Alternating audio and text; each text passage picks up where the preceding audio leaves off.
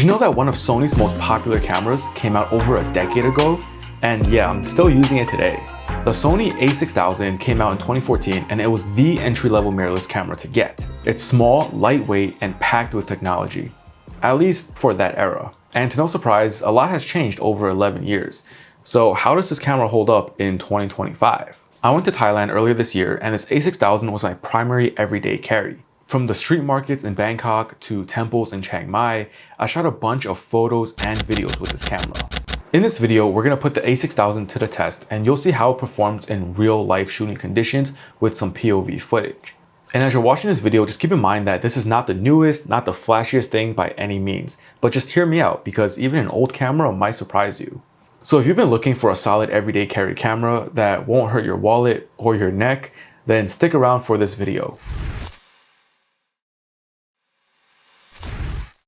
For something that came out in the same year as the iPhone 6, the specs in the a6000 mostly still hold up. The 24 megapixel APS-C sensor doesn't have the best dynamic range or colors, but in an age where point and shoots are making a comeback and everyone is vying for that nostalgic look, an old sensor like this might actually be right on trend. A spec that is still surprising is the 11 FPS burst mode. This is great for catching and freezing movement, like if you're shooting sports or fast-moving subjects. And especially for street photography, you can spray and pray and hope you got that shot. As for autofocus, it's honestly not that great. And while it does have face and eye tracking, it only works in AFS mode, so you won't be able to track a person through video, for example. Lastly, the size and the weight is incredible. At only 344 grams, it's extremely light, and it's even smaller than the Fuji X100 if you're familiar with that camera.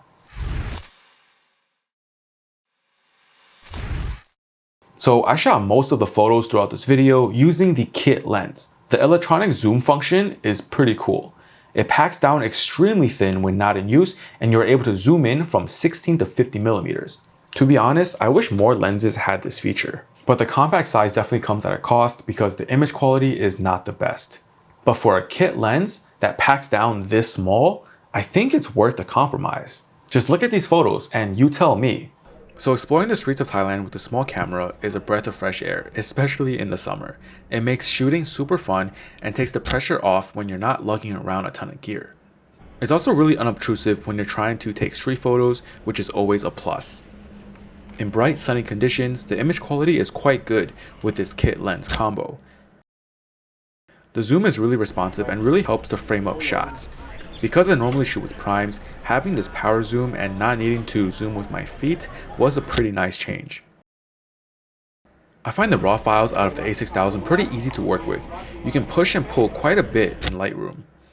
But honestly, even the JPEGs are more than fine. Especially since they fix a bunch of the flaws from the kit lens in camera, shooting JPEG is not a bad idea. At night, things start to get a bit tricky. In a well-lit spot, autofocus is generally okay, but when it gets too dark, then it really starts to hunt. The noise at medium ISO is manageable, but once you start to crank it up, it does get relatively noisy. However, I do like how it handles highlights in scenes like this.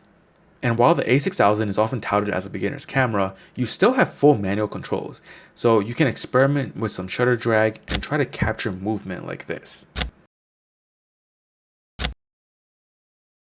Of course, these were all edited to my style in Lightroom with my preset system, but it just goes to show how much potential these raw files have. So it's still able to capture those moments, especially if you bring it with you every day.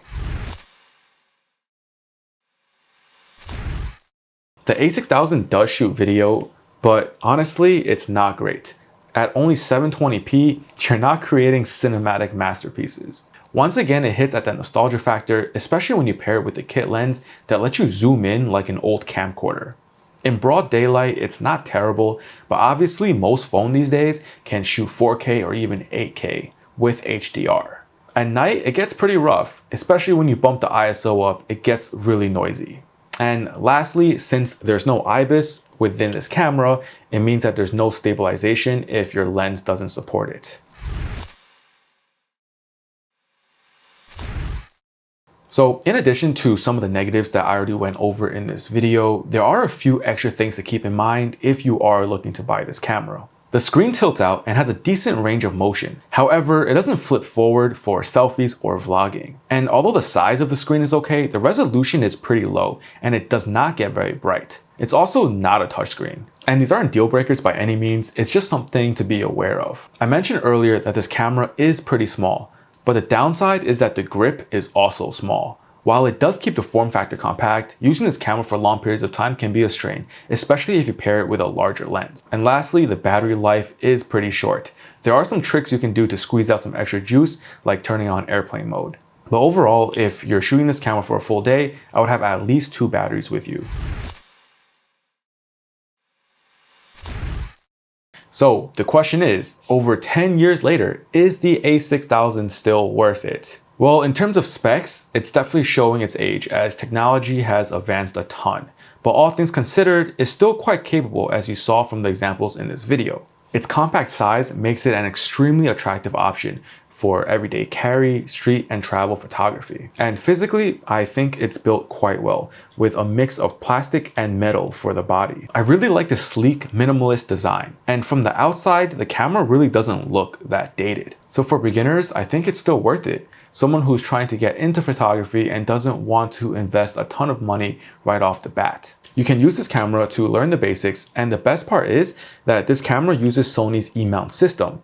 So whatever lenses you buy for this camera can still be used later on if you do decide to upgrade to a better body. And also, even if you're not a beginner, I think just having something this small, this lightweight is really amazing. You don't have to worry about this getting banged up or getting lost, and it's always with you whenever you do want to capture a moment. Like I said throughout this video, there are some flaws and it's by no means perfect. You have to know its limitations. And if you do have a little bit of extra budget, maybe consider something like the a6400 or newer.